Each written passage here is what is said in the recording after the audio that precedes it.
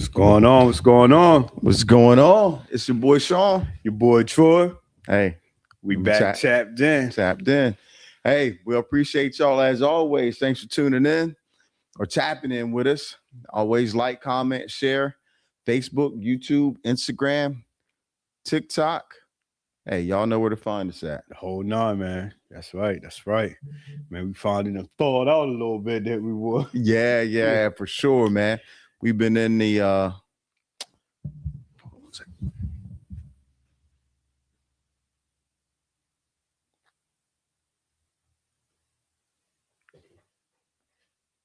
Mm-hmm.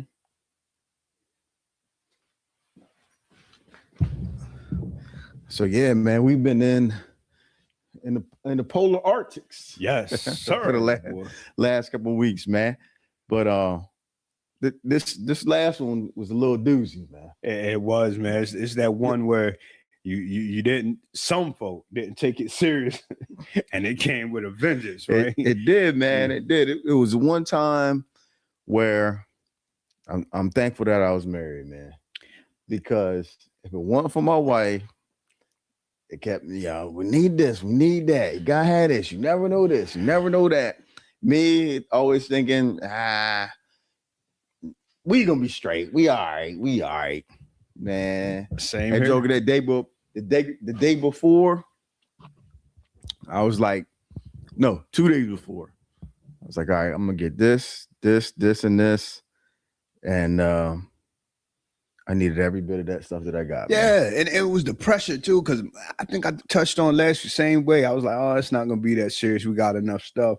But then at the same time, I was riding by myself and it started playing in the back of my head, her telling me, hey, we better have it than not to have it. Mm-hmm. And I start thinking, I'm like, man, I'm not trying to be the fool. Let me go ahead and start grabbing some stuff, man.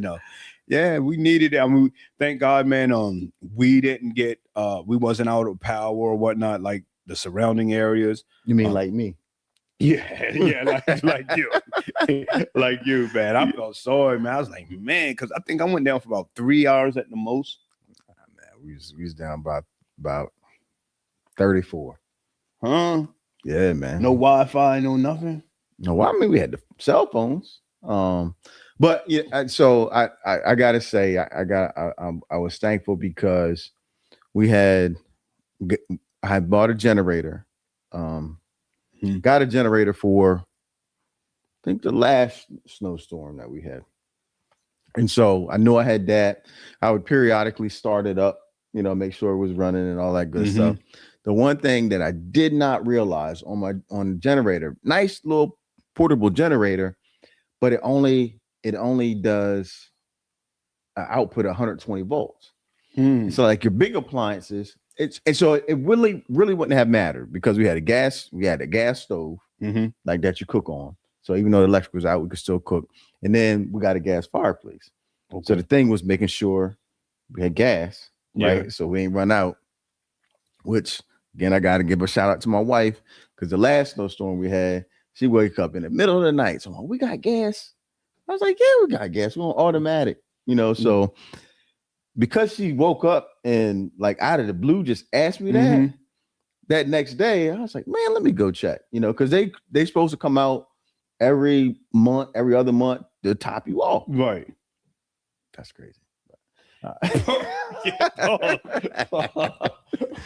But they you have to fill up the tank, right? And so I go and check. Man, we like at 5%. Oh man, good 5%. Yeah, right before this. Like this was, I think the snow came like that Friday or that Saturday. This is a Wednesday. Wow, man, I call them up. They're like, yeah, we got you on automatic. I said, well, I'm only at 5%. They was like, well, that's not what you got. What we got you. I said, well, that's where I am. Man. They was like, all right, well, we gonna find somebody to get out there. And so they didn't get out there that day, but they got out there the next day and they filled us up. So I mean, I knew it was straight as far as for longevity. Because y'all checked though, man. Man, that would have been messy, wouldn't it? Man, that's the power of having a wife, man. Yeah, I would have just been optimistic about it. We're gonna circle back to this a little bit later. Oh yeah, I was optimistic about it and just like, oh, they doing what they're supposed to do. They filling us up. Yeah. You know, that's what we're paying for. We're paying for automatic for them to fill us up, make sure we don't ever run out of gas. Right. Well, I mean, you got to trust but verify. That's it. I And like that. Trust but but verify. But then we had the generator.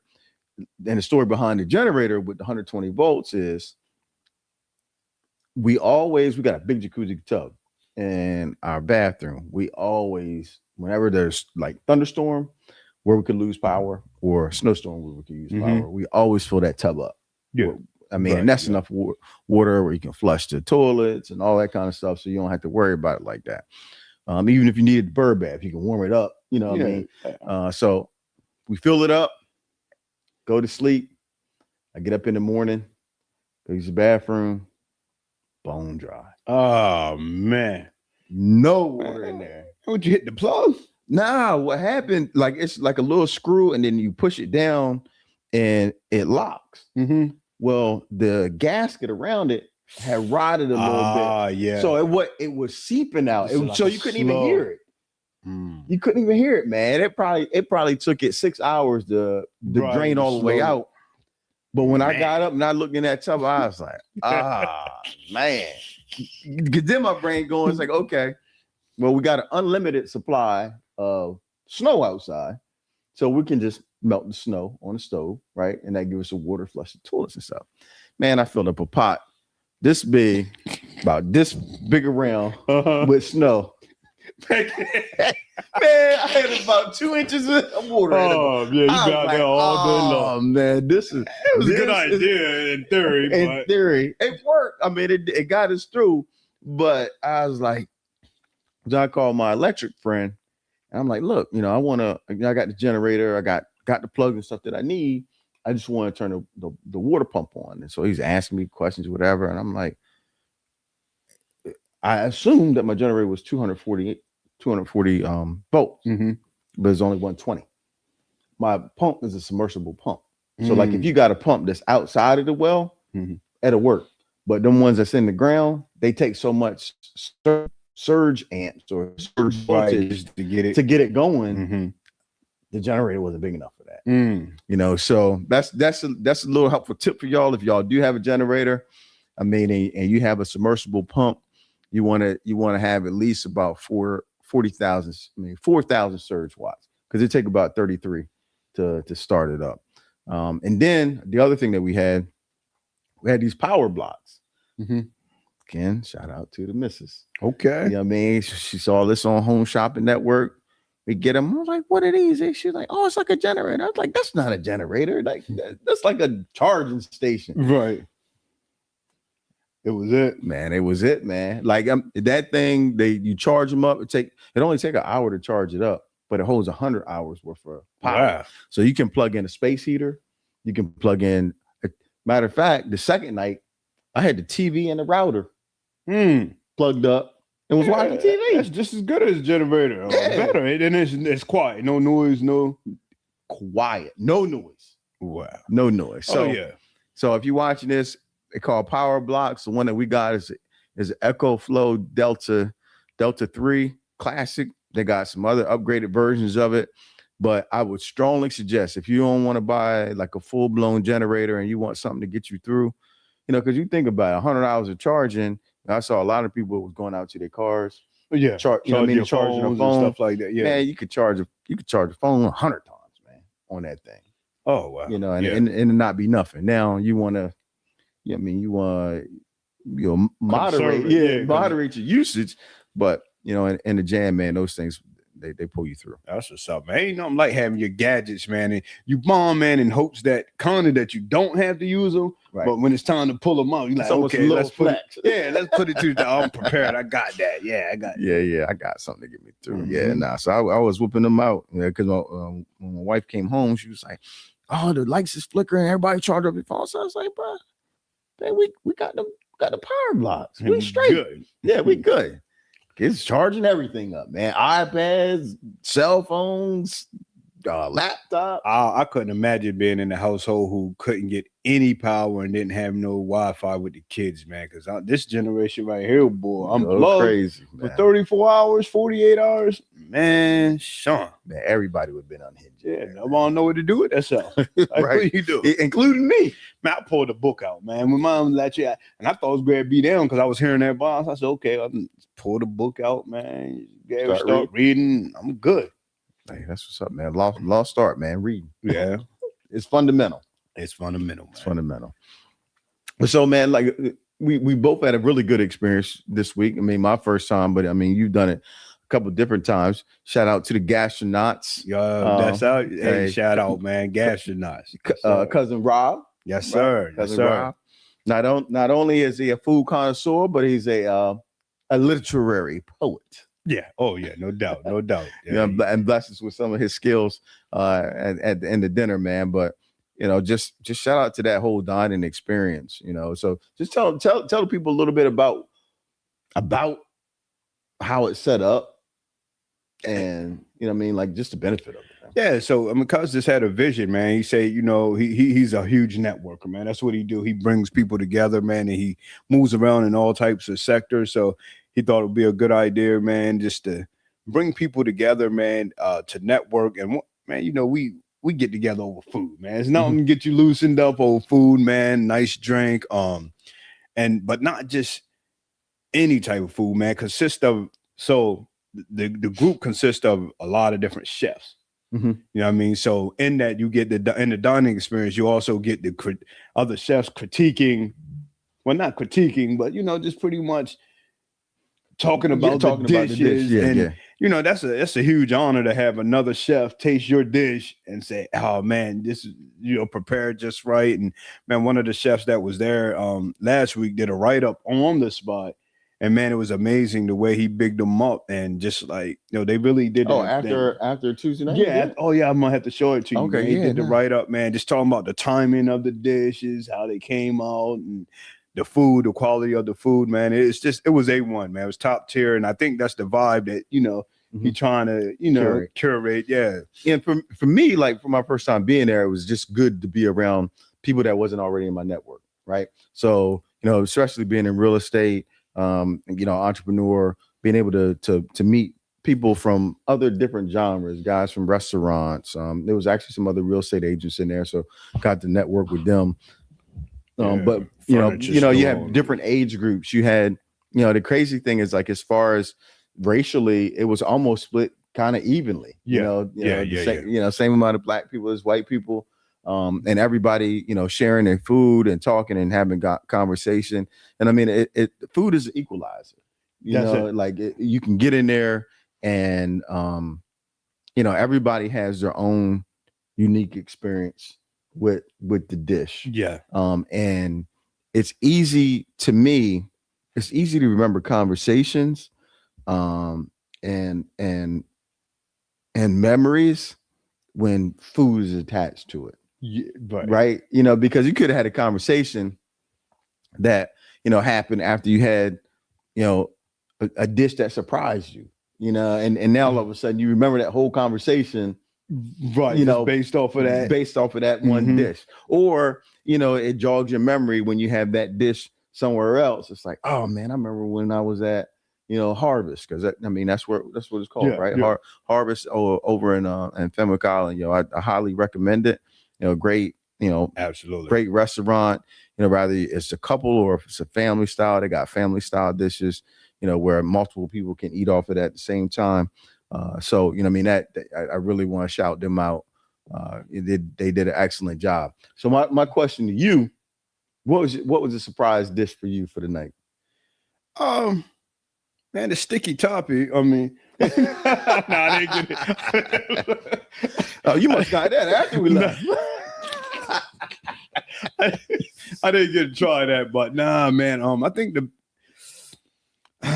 I'm gonna go with, man, my dish actually, man. That lobster lasagna, man. I think that was because when it first came out, I was looking at the portion size and I was like, and then I'm like, how much depth can it have? Just look, man, every bite, deep as the ocean, man. God, man, deep as the ocean. I mean, it had like layers of flavors, man. Just back to back to back, and everybody, man. I had a guy next to me ordered the same thing, and I think every time he took a scoop, you heard him. Yeah, good. Y'all know it's good because he kept.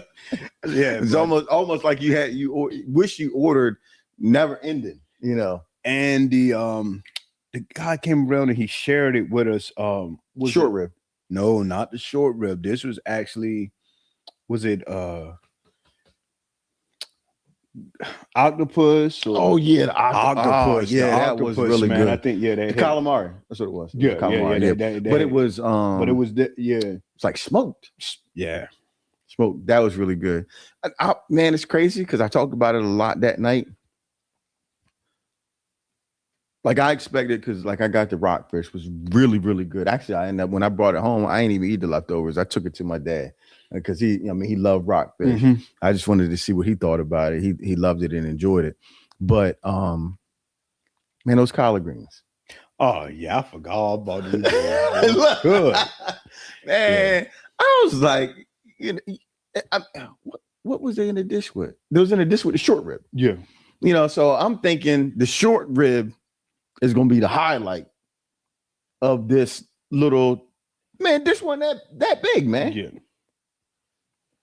And them collard greens, man. I put them in my mouth. I was like, God, yeah. What in the world? Like I mean, my wife made great collard greens. Or I could say we make great collard greens, but it's off of her base, so we gotta give her the credit for that, right? Dig it. But yeah, those that surprised me. That surprised me. The lobster pasta that you had was really good. I mean, everything there was really good, but if I had to say something as far as flavor profiles that surprised me, that was it. Them two. Yeah, them two absolutely, really surprised absolutely, me. Man. So, man, shout out once again, man. We keep that up, man. I'm definitely to the next one. So, yeah, on to the next, man. On to the next, and again, shout out to the gastronauts. Appreciate that. Appreciate the love, y'all. No doubt. So, man, I said I was gonna circle back to this. Mm-hmm. So, as a father, what attributes, or what's one attribute that you have that you hope that your kids don't have? Yo, man, I thought about that. I thought about that question, man, and that's actually a good question because, you know, we want our kids to be like us. You know what I mean? We want our kids. Right. We always want to say, oh, he got that from his dad, or he just like his mom. That's the, you know, so you always want the good things, but it is some things, if we can be honest with ourselves. In my earlier years, I would say my temper. Mm-hmm. You know what I mean? And I don't know if that's an attribute, a trait, but I would say my temper, you know what I mean? That's one thing I didn't want to pass along, but I think in my kids' younger years, I was able to kind of change that so they didn't get to see that. But I would say now, I don't want my kids to feel like they have to be the savior or have to be the one that always figure out stuff for other people, because that's me. If I'm around and if it's an issue or if I can help or if it's something, I always assert myself like, okay, my wife and I, we do that. Okay, we're gonna help out. But sometimes that can take you off of the path that you're going, because all your friends are not. Some people put themselves in situations, and you know what I mean. But me, I'm just that type of friend that I'm always feel like I gotta help or try to figure it out for you. Right. So I tell my you know, I talk to my kids, and my son, he'll be telling me something about one of his homeboys, something. I say, hey man, he made that bid, man. I don't, you know what I mean? Because you don't need to always assert yourself. And I think that's an attribute of mine that I don't want them. I want them to be thoughtful. I want them to, you know, help, but not to a fault where, so that would be one of the attributes I wouldn't want my kids to take on. What would you say yours is? So for me, I would say, hold on one second.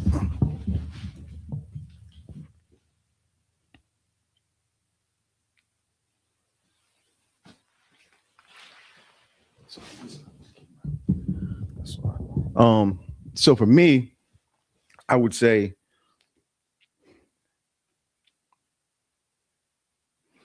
when I talked about that optimism, right? Mhm. Like I can be extremely optimistic Mhm. to a fault at sometimes.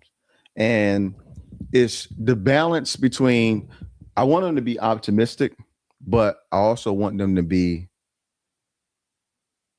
to have a balance of realism with it or Mhm. realistic expectations, Mhm. right? Because sometimes your optimism, like even going back to the storm, which is a perfect example, I would have been like, man, they always wrong. Right. You know what I mean? Uh-huh. They always wrong. We'd be straight. We'd be good. You know, we might get a couple things to eat, but making sure and not just thinking and just about me, right? Mm-hmm. The people around me, Right. you know, and when I was younger, like I've gotten better at saying, okay, let's be realistic about it.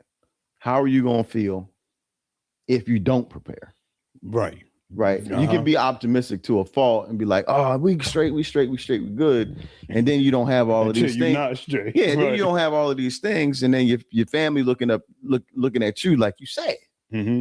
You know, and then you mad because you know they're looking at you like you sad. Right. But it's your fault. Right. Yes. It's your fault. And so, you know, for me, it's just having that balance of the two. Okay. Right. Being optimistic, but not to a fault. And then being realistic. And then I'm gonna go a step further and saying one other thing is I'm gonna word it.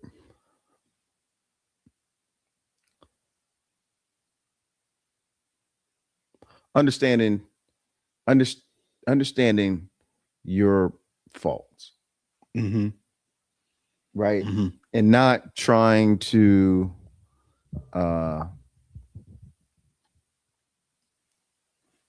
not trying to act like they don't exist.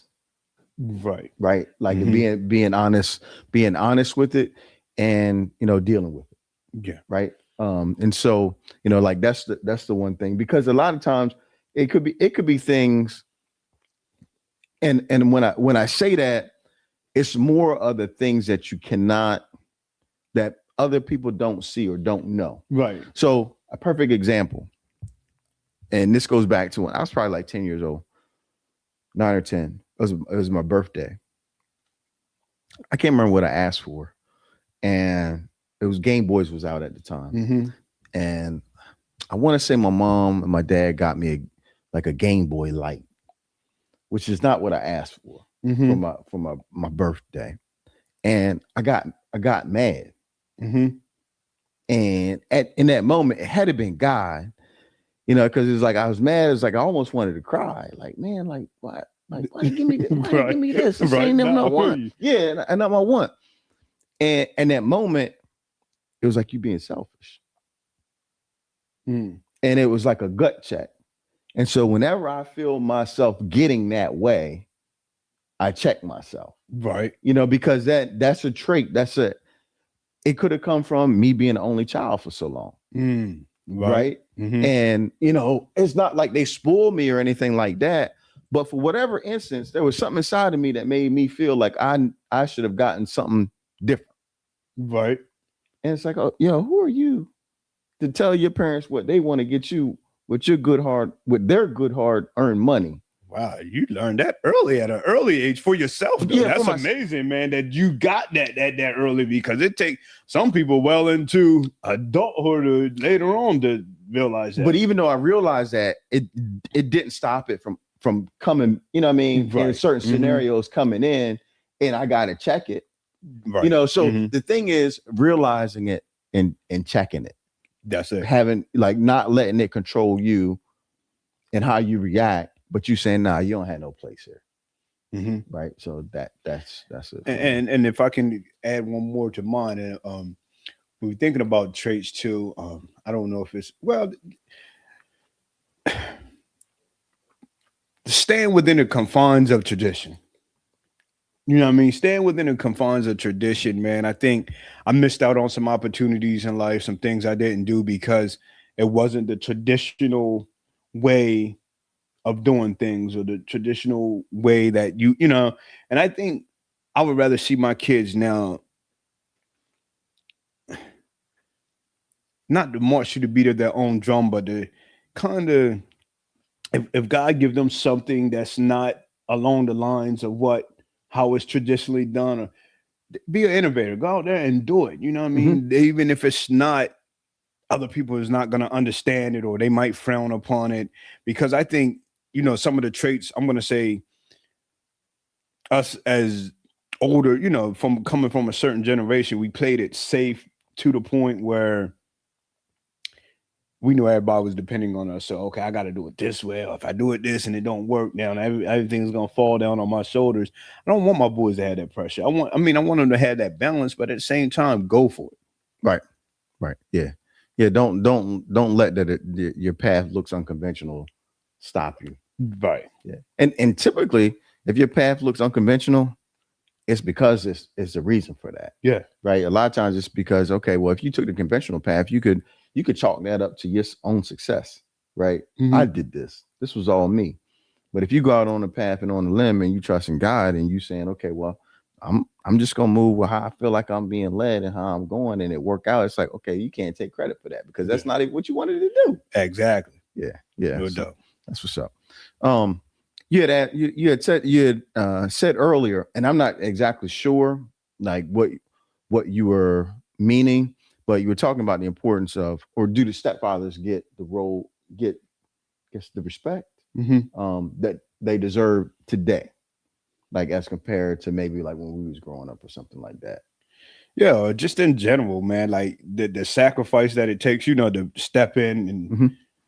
raise somebody kids. We talking about stepfathers that are there, that Hmm. are actually fathering, not step dads, but stepfathers that Right. are really there doing what they're supposed to do and fathering these kids, man. Do you feel like they get the not I'm not even gonna say recognition, just like the respect they deserve, man. Like, you know, sometimes with I think I've seen something a while back where it was graduate wedding day, you Hmm. know, and the man had raised the stepdaughter or bought her first car, did all the things he, you know, Hmm. normal the dad would do. Hmm. And on wedding day, she decided she wanted dad, her biological dad, to walk her down the aisle. Hmm. And that's just one instance, but it's Hmm. just you just hear so much of that. Like, dude, you know, is that a position that you put yourself in expecting, you know, to be respected or Man, I think I think to play that role, you gotta, I hear my dad say it all the time. You gotta accept the child, the child with the mom. It's a package deal. mm-hmm, Or the children with the mom. It's a package deal. So if you want to be effective in that role, you got to go into that role knowing that this is a package deal. I got to treat these kids like they my kids. Just as well I'm treat this woman like I want her to be my wife, mm-hmm, right? And so, for me, I'm gonna just say it from experience. Um, m- Most of the people that I grew up with did not know that my dad wasn't my biological dad. mm-hmm, Probably almost until I was getting ready to graduate high school, right? And graduation came, and my biological dad, was at graduation and stuff like that. But most people did not know that that wasn't my dad. I called him dad. you never called him a stepdad in front of me, and I know you for years, and Yeah, recently, you know, right, found out. right. So Yeah, yeah, and that's because he treated me like a son. You know what I mean? Never made me feel like I was any lesser than. Even at times, man, I was like, is he trying to? Oh, because he actually had two. Um he had a daughter that was older than me, and he had a daughter that was maybe like a year or two younger than me. mm-hmm, He met my mom when I was young, and like he loved them, he poured into them, but like he poured into me to the point where I hear people talk about stepfathers and stuff like that, but I can honestly say today as a man, I got everything I needed from him. wow, You know what I that's mean? Like huge. as a man, Mm-hmm, in as how to treat your wife, how to come home, how to come home every night, how to, my mom was a workaholic. So, even though traditional would be like the woman come home and cook the food, like there was nights my dad be coming home, he cooked the food, and and but he was a stand-up dude. The guys that knew him, it was almost like he was a different guy than what was in the house with me. My grandmom, didn't even want to let him in our house because he kind of grew up, I'm not gonna say in the streets, but he always had to fend for himself. So he always walked around with a pocket knife, like on the outside, on the belt, just in case, wasn't afraid of no confrontation, so, that's just the type of person that he was. And he is the type of person, either you love me or you hate me. I'm not changing who I am. Right. And as a man, I think that's a really important character. Absolutely. For you to be solid no matter where you are. When you wishy-washy, when I see you in one setting and you act in one way, and then I see you in another setting and you act in another way, it's just like, yo, what are you doing? Yeah. You got respect that. Yeah, you gotta operate the same. Be who you are. Now that's not saying maybe the vernacular that you use in one setting might be a little bit more different. But like your character of who you are, if that shifts, then I got a problem. Yeah, because you're not presenting your real self. You're somebody else is building a ideal of you off of some fake. Right. But you know what's funny, man? They say if you feed them long enough, man, they start to look like you, man. Man, why y'all look alike, though? That's I don't know where you look like. People have said that, and I just let it go. I don't even say nothing. Man, you really do, though. Yeah, I let it go. I let it go. So you know what about the stepfather thing, though, man? I think one of the reasons some don't get the respect, even the ones that are doing everything that you just said, it's the ones that had previous families. And that same energy that they're putting into their new family, their biological kids aren't necessarily getting that because they're not in that house, they're not there with them. So that conversation is going to look different from that perspective. You know what I mean? Right, yo, he ain't no good, he don't do nothing for his kids. And he could be everything in the household for this family, but if it's always going to leave the biologicals if you don't know how to balance that right. And I think that balance also comes with the mom and what she says, right? Around her child or children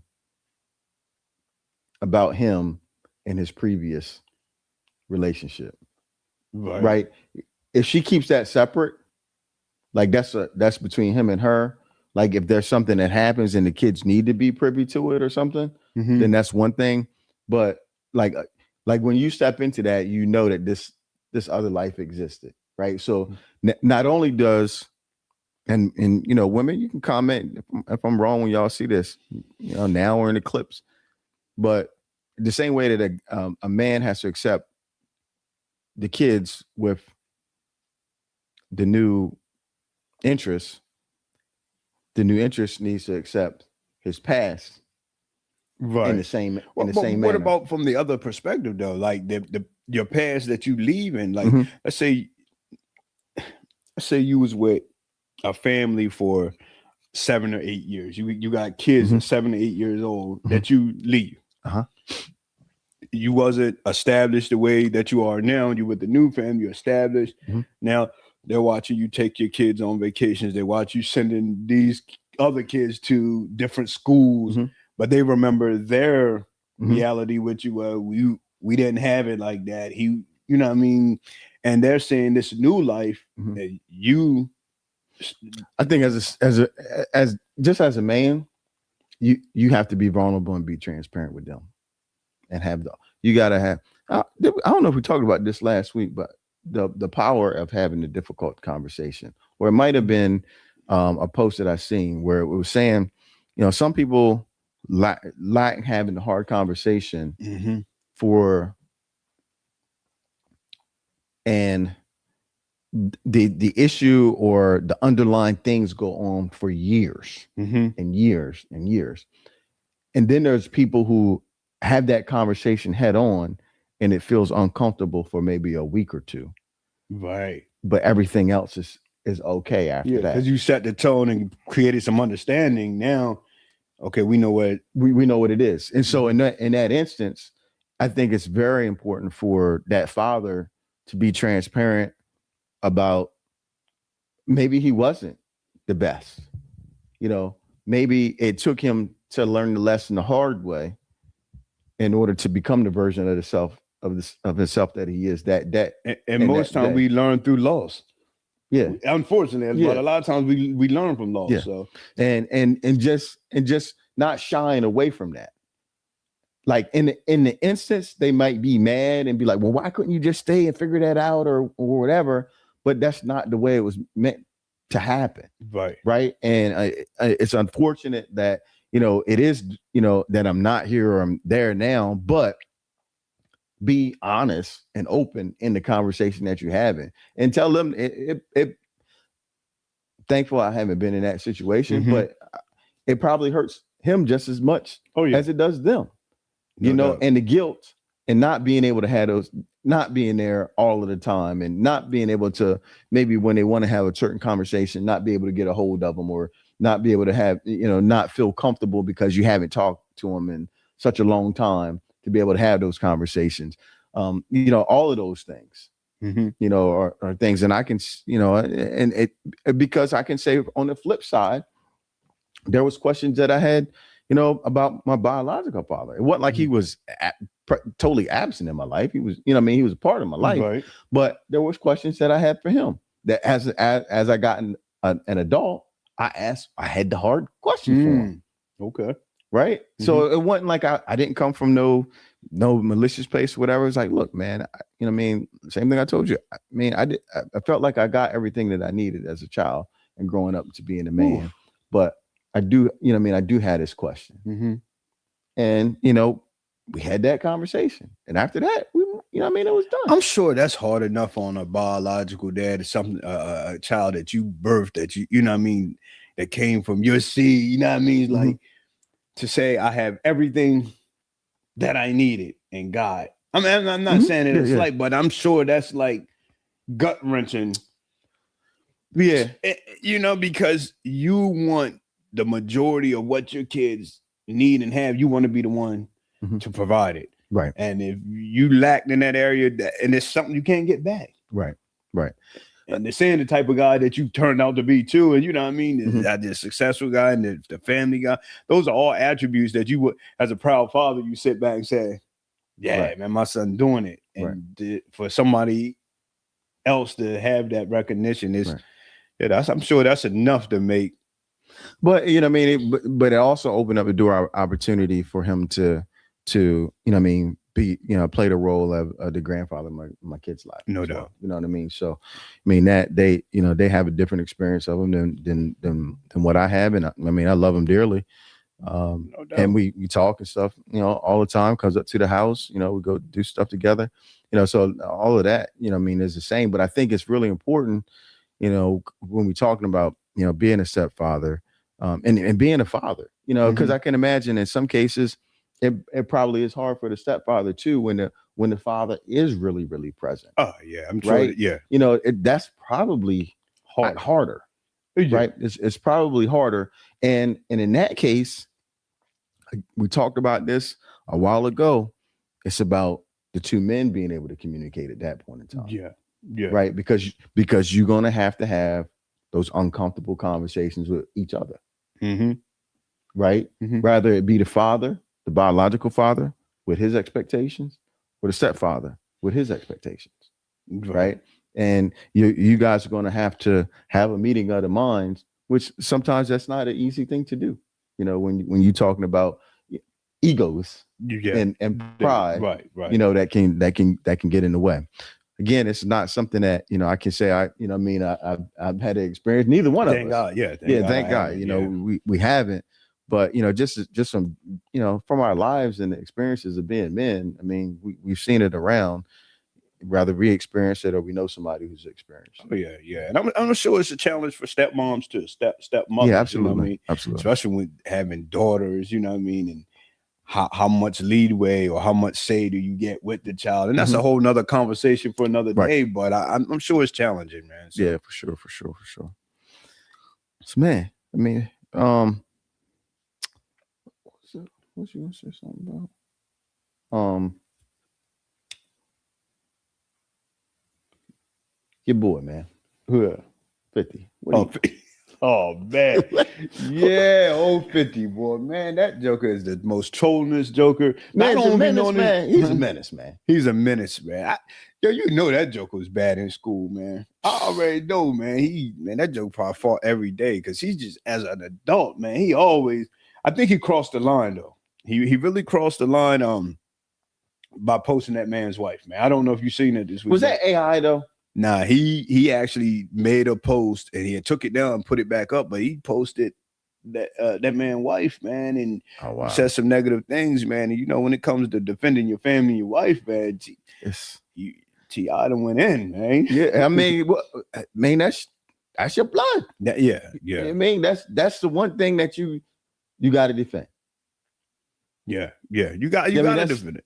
That's top tier. You know what I mean? That's top tier. It's like, okay, well, no, we can't. We not. If you didn't go in there, then there's nowhere we can't go now. Yeah, I mean, man, listen, I'm gonna tell you how I am, man. Even my wife, if it's a day we not seeing eye to eye, and I could be talking to my brother venting, right? Mm-hmm.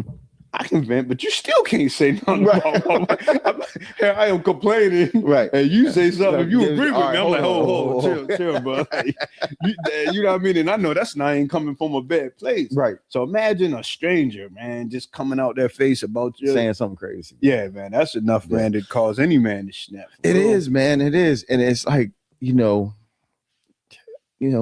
like when you respond, how far is too far, man? Like it's.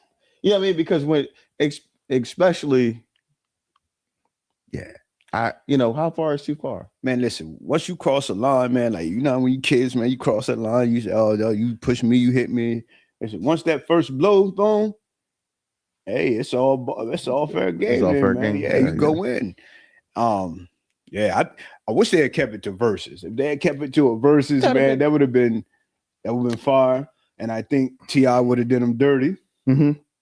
I think T.I. would have. I think that's probably why Fifth ain't do it. That's just my opinion, but I think T.I. would have done it. T.I. catalog strong. I mean, 50 has some top tier bangers, right? Like that. Like if he pulled them out, I don't know if T.I. has the anthem.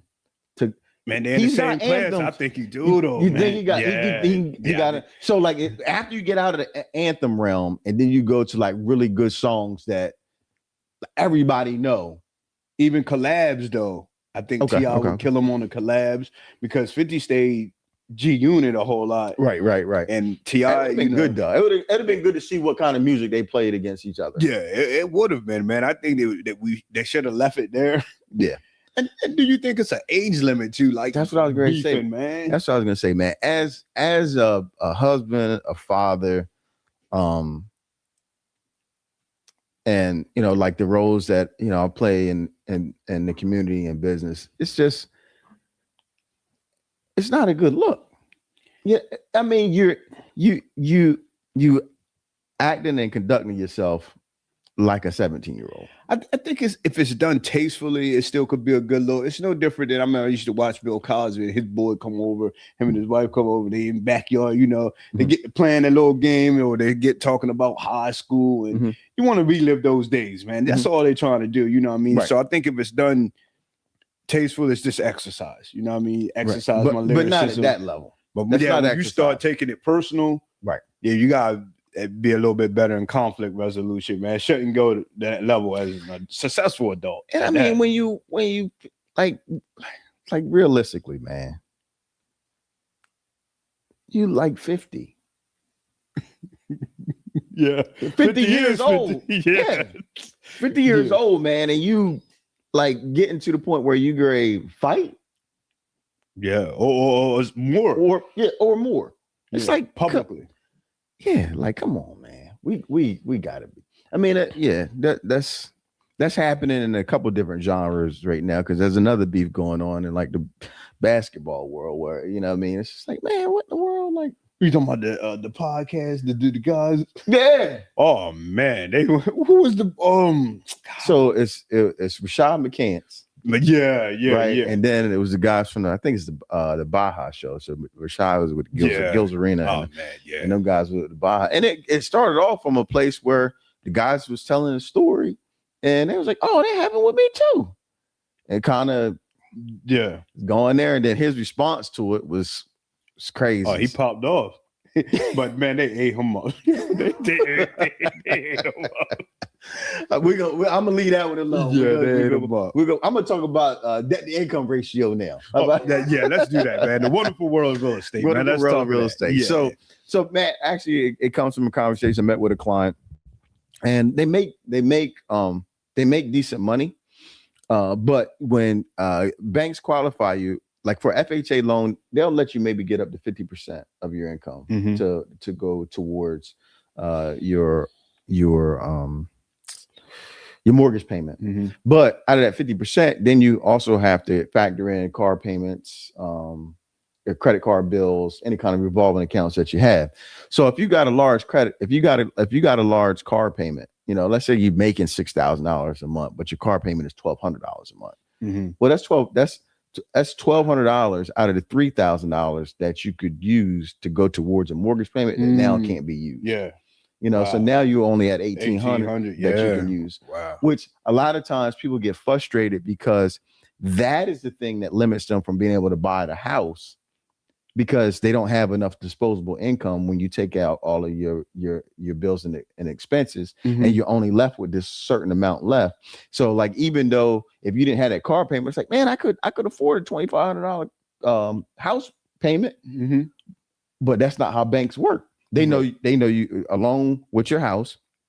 They know you got to get back and forth to work because they qualified you, right? They know if you're getting back and forth to work, you got to pay insurance. They know you got to eat. They know you got to get gas. They know you got utilities. There's a cost of living, right? Okay. And so they take those things into consideration. And as far as that goes, that's the thing that knocks a lot of people out of being able to qualify. So I have a question for you. And you know, I kind of know this because I do have experience with it, but still, so let's say if you're qualifying as a single individual, but there are other incomes in the household, but they're not going on a loan. Will banks factor that income in or only if they're going on a loan? So if you go on USDA, they factor it in, but it hurts you because they count that as household income. And in USDA, you can, depending on how many people are in your household, there's a limit to the income that you can make to be able to qualify for the loan. Right. So you by yourself you may make enough, but if there's somebody in your house, it could be a child that's over 18 years old that makes decent money. When you fill out the application, you have to list who's in your household and you have to list their income.